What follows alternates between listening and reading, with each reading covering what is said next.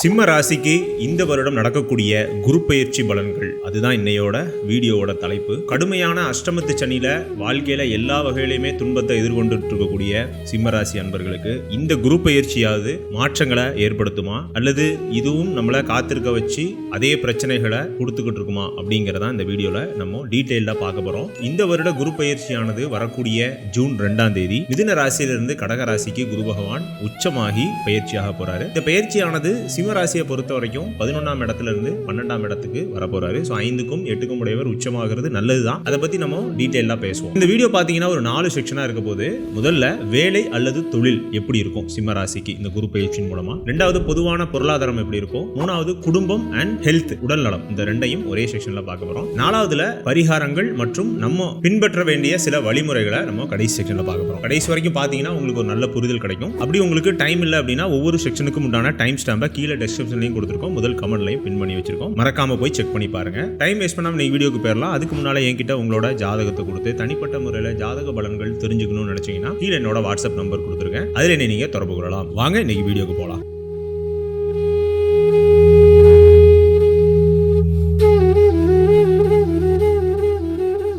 2026 குரு பயிற்சி ஆல்ரெடி சொன்ன மாதிரி மிதுனத்திலிருந்து கடகத்துக்கு உச்சமான குருவா இருந்தா கூட சிம்ம ராசியோட பெரிய பிரச்சனை நடக்கக்கூடிய அஷ்டமத்து சனி கண்டிப்பா நம்மள நிம்மதியா இருக்க விடாது. ஏன்னா இன்னும் 2027 6வது மாசம் வரைக்கும் இந்த 8ஆம் இடத்து சனிங்கிறது நமக்கு சில பிரச்சனைகளை கொடுத்துட்டு தான் இருக்கும். காரணம் என்னன்னா, ஏன் இந்த அஷ்டமத்து சனி மட்டும் அவ்வளவு தீவிரமா ஒரு மனிதனை நிலைகுலைய வைக்குது அப்படின்னா, இந்த 8ஆம் இடத்துல இருக்கக்கூடிய சனி வந்து பாத்தீங்கன்னா உங்களோட ராசிக்கு 10ஆம் இடம், 2ஆம் இடம் மற்றும் 5ஆம் இடங்களை பார்ப்பார். தன்னோட 3, 7, 10 பார்வையால பாருங்க. 10ஆம் இடம்ங்கிறது ஒரு மனிதனோட தொழில், வேலை, இந்த மாதிரி விஷயங்கள்லாம் குறிக்கிறது. 2ஆம் இடம்ங்கிறது பொருளாதாரம், குடும்பம், வாக்கு, இந்த மாதிரி விஷயங்கள். 5ஆம் இடம்ங்கிறது நம்மளோட பூர்வ புண்ணியம் அல்லது நம்மளோட அறிவு. இந்த மூணையுமே சிதைக்கிற ஒரு வேலையை சனி பண்ணிக்கிட்டே இருப்பாரு. அதனாலதான் அந்த அஷ்டமத்து சனிங்கிறது மிக வலுவா ஒரு மனிதனை நிலைகுலைய வைக்குதுங்கிறத நம்ம நிறைய வீடியோக்கள் நான் சொல்லியிருக்கிறேன். இங்கேயும் அதான் விஷயம். ஆனா இந்த வருட குரு பயிற்சியில ஒரு மிராக்கிள் நடக்க போகுது. ஏன் இவ்வளவு பூடகமா சொல்றேன் அப்படின்னு பாத்தீங்கன்னா, ஈவன் 12ஆம் இடத்துல சிம்மத்துல நமக்கு குரு மறைஞ்சா கூட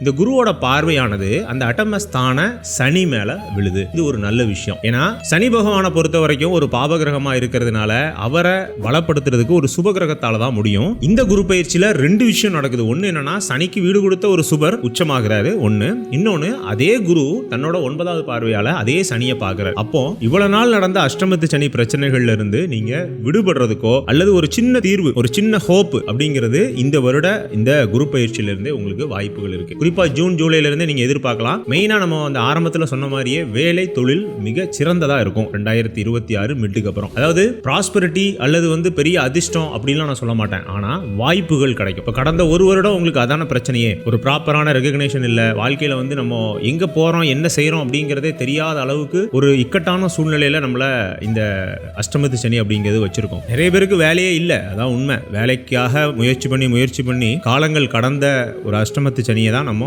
கடந்த ஒரு வருஷம் நம்ம பார்த்தோம் சிம்மராசியை பொறுத்த வரைக்கும். தொழில் பண்றவங்களுக்கும் அப்படிதான் இருந்துச்சு. சரியான வருமானங்கள் இல்ல, தொழிலை இழுத்து மூடிட்டு வேற எதுவும் பண்ணலாமா அப்படிங்கிற ஸ்டேஜுக்குலாம் போயாச்சு. ஆனா அதெல்லாம் பண்ண வேண்டியதில்லை, கொஞ்சம் டைம் கொடுங்க. ஏன்னா இந்த ஜூன் மாசம் ஆரம்பிக்கக்கூடிய இந்த குரு பயிற்சியோட பலன்களானது நமக்கு ஜூலை ஆகஸ்ட்ல இருந்து அப்ளிகேபிள் ஆகும். ஆகஸ்ட்ல இருந்தே கொஞ்சமா நீங்க மீண்டு வர ஆரம்பிச்சிருவீங்க. குறிப்பா வேலை இல்லாதவங்களுக்கு புதிய வேலை கிடைக்கும். அந்த புதிய வேலையுமே நீங்க ரொம்ப எதிர்பார்க்கலாம் செய்யாதீங்க. அமைதியா நமக்கு இப்ப என்ன தேவை, அந்த வேலைக்கு தகுந்த ஊதியம் கிடைக்குதா, அதாவது ஸ்கிராச்ல இருந்து ஆரம்பிச்சா கூட பரவாயில்ல. இப்ப சில பேர்லாம் பாத்தீங்கன்னா ரொம்ப ஆரம்ப நிலையில ஆரம்பிச்சு அந்த கம்பெனியோட உயர் பதவிகளுக்கு போயிருப்பாங்க. இந்த அஷ்டமத்து சனியில திடீர்னு நம்ம திரும்ப முதல்ல இருந்து ஆரம்பிக்கிற மாதிரிலாம் இருக்கும். பரவாயில்ல, ஆரம்பிங்க. திரும்பவும் நீங்க அந்த விட்ட இடத்தை நம்ம பிடிச்சிடலாம் அஷ்டமத்து சனி முடிஞ்சதுக்கு அப்புறம். இதை மைண்ட்ல வச்சுக்கோங்க. ஏன்னா இந்த நேரம் ஒரு பாலைவன சோலை மாதிரி. இப்போ பாலைவனத்துல நம்ம போயிட்டு இருக்கோம், இடையில ஒரு சோலை வர்ற மாதிரி, ஆனா இன்னும் பாலைவனத்தை கடக்கல அப்படிங்கிற மாதிரியான ஒரு ஸ்டேஜ். அடுத்து தொழில் பண்றவங்களுக்கு நான் சொல்லக்கூடிய ஒரே அட்வைஸ் என்ன அப்படின்னா, இன்னும் ஒரு வருடத்துக்கு பெரிய இன்வெஸ்ட்மெண்ட் அது எப்படிப்பட்டதா இருந்தாலும் சரி, அதாவது அதுல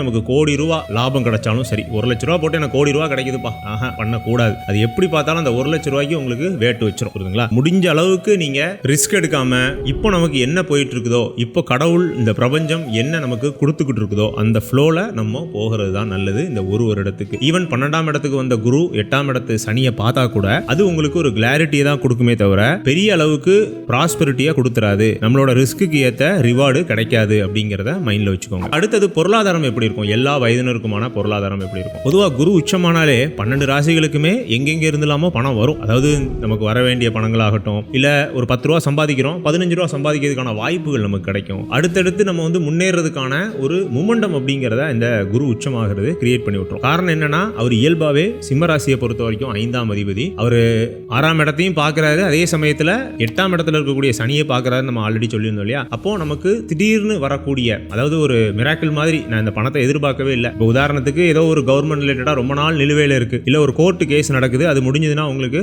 ஒரு பணம் வரதுக்கான வாய்ப்புகள் இருக்கு. சில பேருக்கு பூர்வீக சொத்துக்கள்ல வில்லங்கம் இருக்கும், அதை நிறைய பேருக்கு பங்கு போட வேண்டியிருக்கும். அந்த பங்குகள் நமக்கு சரியான நேரத்தில் கிடைக்கும். அது பணமா கிடைக்கிற மாதிரி இருந்துச்சுன்னா இந்த வருட இறுதியில இருந்து அதுக்கான வாய்ப்புகள் இருக்கு. ஆனா இதுக்கெல்லாம் நிறைய மெனக்கெடல் தேவை, நிறைய முயற்சிகள் தேவை. அதையும் மைண்ட்ல வச்சுக்கோங்க. என்னதான் நமக்கு வந்து குருவோட பார்வை சனிக்கு இருந்தா கூட சனி இருக்கிறது 8ஆம் இடம்ங்கிறத மறந்துடக்கூடாது. அதனால பொதுவான பொருளாதாரம் அப்படிங்கிறது 25 காட்டிலும் 26 மிடில் இருந்து பரவாயில்ல. சிம்மராசியை பொறுத்த வரைக்கும் நமக்கு வர வேண்டிய பணம் வந்துடும். பேசிக் சர்வைவல் இஷ்யூ எந்த பிரச்சனையும் இல்லாம நடந்துகிட்டு இருக்கும். அதே மாதிரி 12ஆம் இடம்ங்கிறது விரயஸ்தானம். அதுவும் சுப விரயத்தை நம்ம பண்ண வேண்டிய சூழ்நிலைகள் வரும். சுப விரயம்னா நம்ம வந்து வீட்டுக்கு பொருட்கள் வாங்குறதோ அல்லது கார் வாங்குறது, இல்ல நமக்கு வசதியான பொருட்கள் வாங்குறதோ கிடையாது. நிறைய தான தர்மங்கள் பண்ணுவீங்க. உங்க குல தெய்வத்துக்கு நம்ம பண்றது, இஷ்ட தெய்வ கோயில்களுக்கு அடிக்கடி போறது, நீங்க பார்க்காத கோயில்களுக்கெல்லாம் போய் நம்ம அந்த கடவுளை போய் தரிசிச்சுட்டு வர்றதுக்கு ஒரு செலவாகுது இல்லையா. அந்த செலவுகள் தான் சுப விரயம் அப்படின்னு நம்ம சொல்றது. அதே மாதிரி வீட்டில் சுப காரியங்கள் நடக்கும். இப்போ வீட்டில் நீங்க ஒரு சிம்மராசி பேரண்டா இருந்தீங்கன்னா உங்க மகனுக்கோ மகளுக்கோ கல்யாணம் ஆகிறதுக்கான சூழல், அது ஒரு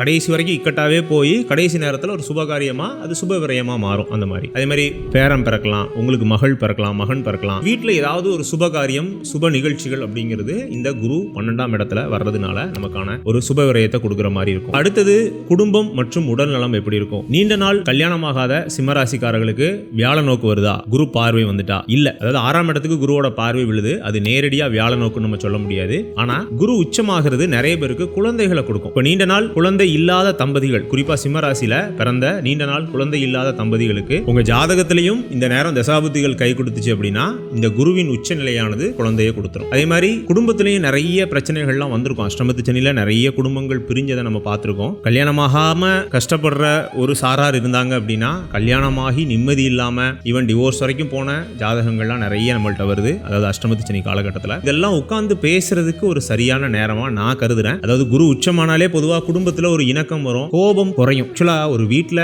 பிரச்சனை வருது அப்படின்னாலே கோபம் தான் காரணம் இல்லையா. யாராவது ஒருத்தர் வந்து முண்டிக்கிட்டு நிற்பாங்க, யாராவது ஒருத்தர் நான் தான் பெருசு அப்படிங்கிற மாதிரி நிற்பாங்க. அந்த கோபம் குறையக்கூடிய ஒரு நேரத்தில் உட்கார்ந்து நம்ம பேசும்போது விஷயங்கள் நார்மலைஸ் ஆயிரும். அதுக்கான ஒரு நேரமா இந்த குரு பயிற்சி நமக்கு கை கொடுத்தா கூட அதோட ஈல்டு ஆர் ரிசல்ட் வந்து நமக்கு 2027 4வது மாசத்துக்கு அப்புறம் தான் கிடைக்கும். ஏன்னா அதுக்கப்புறம் தான் சனி பயிற்சி ஆகிறாரு. சனி பயிற்சி முடிஞ்சாதான் அஷ்டமத்து சனி முடியுங்கிறத நம்ம மறந்துட வேண்டாம். அதனால இந்த வருடம் குடும்பம் அமைப்புல பெருசா எந்த பாதகமும் இல்ல, பெரிய அளவுக்கு சாதகமும் இல்ல அப்படிங்கிறத மைண்ட்ல வச்சுக்கணும். அப்புறம் உடல்நிலை எப்படி இருக்கும், உடல்நிலையில கூடுதல் கவனம் செலுத்த தான் செய்யணும், வேற வழி இல்ல. ஏன்னா 5ஆம் அதிபதி மறைகிறாரு. 5ஆம் அதிபதி பொதுவா மறையக்கூடாது, உடல்நலத்தை நல்லா பார்த்துக்கணும் அப்படின்னா. 6ஆம் இடத்துக்கு குருவோட பார்வை இருக்கு. படுத்த படுக்கை நீண்ட நாள் நோய்கள் இதெல்லாம் கிடையாது. ஆனா படுத்தும் கொஞ்சம் அந்த வயிறு சம்பந்தப்பட்ட பிரச்சனைகள், 6ஆம் இடத்தை குரு பார்க்கறதுனால வயிறு சம்பந்தப்பட்ட பிரச்சனைகள், சனி 8ல இருக்கிறதுனால கால் வலி முட்டி வலி இதெல்லாம் நார்மல். அஷ்டமத்து சனி 7ரை சனியில கால் வலி முட்டி வலி ஈவன் சின்ன குழந்தைகளுக்கு கூட வரும். நீங்க வீட்டில் டெஸ்ட் பண்ணி பார்க்கலாம். அதாவது ஒரு 7ரை சனி நடக்கிற ஒரு 18-19 வயசு பையன் கால் வலின்னு சொல்லுவான். அவனுக்கு எப்படியும் அவன் விளாண்டு வருவான், இல்ல வேற ஏதாவது